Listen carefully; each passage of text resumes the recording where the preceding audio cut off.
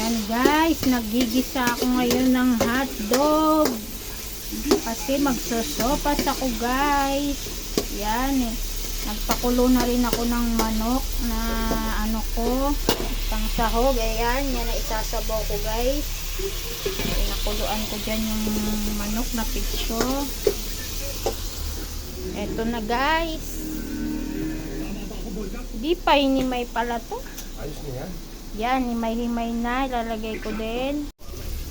Ayan guys, lalagay ko na rin itong manok na hinimay. Isang buong pitso lang yan guys na nilagay ko. Hindi mo naman hiniwa-hiwa to. Ayan, tapos sasabawan ko na guys para maluto na yung macaroni. Ilalagay ko na din. Ayan guys, ilalagay ko na yung pinagkuluan yung manok para malasa yung sabaw ng ating sopas. Ayan guys. Ayan. Mamaya ako nadagdagan ulit ng sabaw pag kulang guys. Ayan guys, lalagay ko na to yung aking macaroni. Hindi ko na siya pinakuluan, diretso ko na siya dito guys iluluto sa aking pinapakulong sabaw. Akin na pa yung isa boy. Ito pa guys, bali dalawa guys ang inilagay ko na macaroni para marami dahil matakaw kami sa sopas. Ayan, pakukuluin ko siya dyan para maluto at ipapanghuli kong ilagay ang gulay. Repolyo lang ang binili kong gulay guys, tipid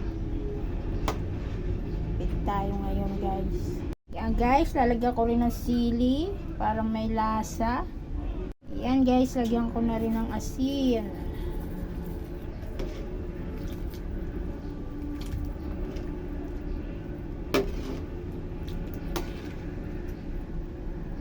Ayan, lalagyan ko rin ng magic syrup. Ayan, hindi ko ubusin. Haluin natin guys habang pinapakulo natin siya.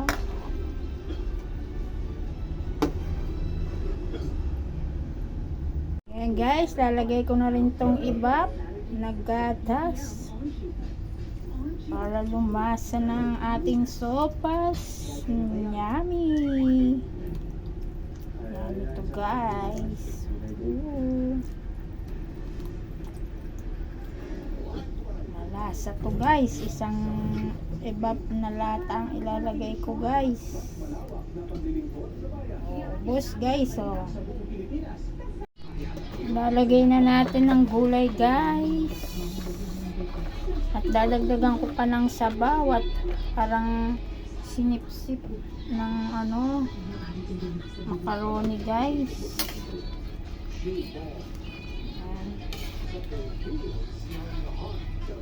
Nagdagan ko pa yan ng sabaw.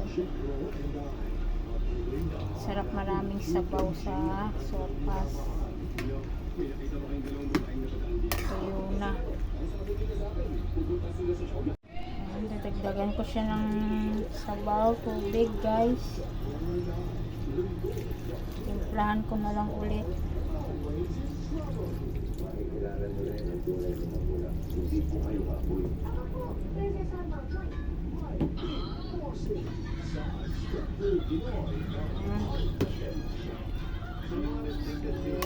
Sabag ko yung kulay.